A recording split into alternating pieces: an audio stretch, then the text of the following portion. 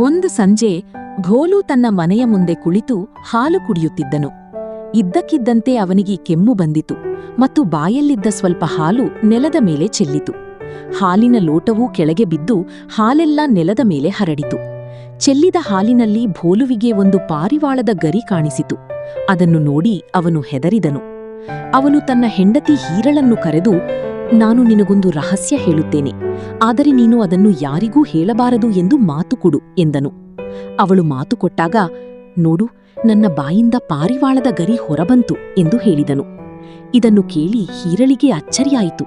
ಆದರೆ ಅವಳಿಗೆ ಆ ರಹಸ್ಯವನ್ನು ಹೆಚ್ಚು ಹೊತ್ತು ಮುಚ್ಚಿಡಲು ಸಾಧ್ಯವಾಗಲಿಲ್ಲ. ತನ್ನ ನೆರೆಯ ಚಂಪಾ ಸಿಕ್ಕಿದ ಕೂಡಲೇ ಯಾರಿಗೂ ಹೇಳಬೇಡ ಎಂದು ಮಾತು ಪಡೆದು, ಇಂದು ಭೋಲು ಹಾಲು ಕುಡಿಯುವಾಗ ಕೆಮ್ಮಿದಾಗ ಅವನ ಬಾಯಿಂದ 2 ಪಾರಿವಾಳದ ಗರಿಗಳು ಬಂದವು ಎಂದು ಹೇಳಿದಳು. ಚಂಪಾ ಕೂಡ ದಿಗ್ಭ್ರಮೆಗೊಂಡಳು. ಅವಳಿಗೂ ಆ ರಹಸ್ಯವನ್ನು ಹೊಟ್ಟೆಯಲ್ಲಿ ಇಟ್ಟುಕೊಳ್ಳಲು ಸಾಧ್ಯವಾಗಲಿಲ್ಲ.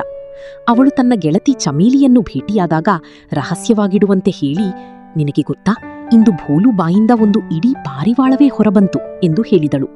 ಅಷ್ಟು ದೊಡ್ಡ ಪಾರಿವಾಳವನ್ನು ಅವನು ಹೀಗೆ ನುಂಗಿರಬಹುದು ಎಂದು ಚಮೇಲಿ ಆಶ್ಚರ್ಯಪಟ್ಟಳು. ನೋಡುತ್ತಿದ್ದಂತೆ ಭೋಲುವಿನ ಬಾಯಿಂದ ಅನೇಕ ಹಕ್ಕಿಗಳು ಹೊರಬರುತ್ತಿವೆ ಎಂಬ ವದಂತಿ ಹಳ್ಳಿಯಾದ್ಯಂತ ಹರಡಿತು.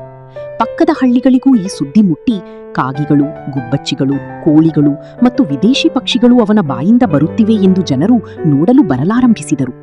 ಅಷ್ಟೊಂದು ಜನರು ತನ್ನನ್ನು ಬೆನ್ನಟ್ಟುತ್ತಿರುವುದನ್ನು ನೋಡಿ ಹೆದರಿದ ಭೋಲು ಓಡಿ ಹೋಗಿ ಮರದ ಮೇಲೆ ಅಡಗಿಕೊಂಡನು. ಆದರೆ ಜನರು ಅವನನ್ನು ಅಲ್ಲಿಯೂ ಪತ್ತೆ ಹಚ್ಚಿದರು. ಇಷ್ಟೊಂದು ಜನರ ನಡುವೆ ಭೋಲು ಮುಜುಗರ ಮತ್ತು ಭಯವನ್ನು ಅನುಭವಿಸಿದನು. ಆಲೋಚನೆ ಮಾಡದೆ ತನ್ನ ರಹಸ್ಯವನ್ನು ಹಂಚಿಕೊಂಡಿದ್ದಕ್ಕೆ ಅವನು ತುಂಬಾ ಪಶ್ಚಾತ್ತಾಪಪಟ್ಟನು. ನೀತಿ: ನಿಮ್ಮ ರಹಸ್ಯವನ್ನು ಇತರರೊಂದಿಗೆ ಹಂಚಿಕೊಳ್ಳುವ ಮೊದಲು 100 ಬಾರಿ ಯೋಚಿಸಬೇಕು.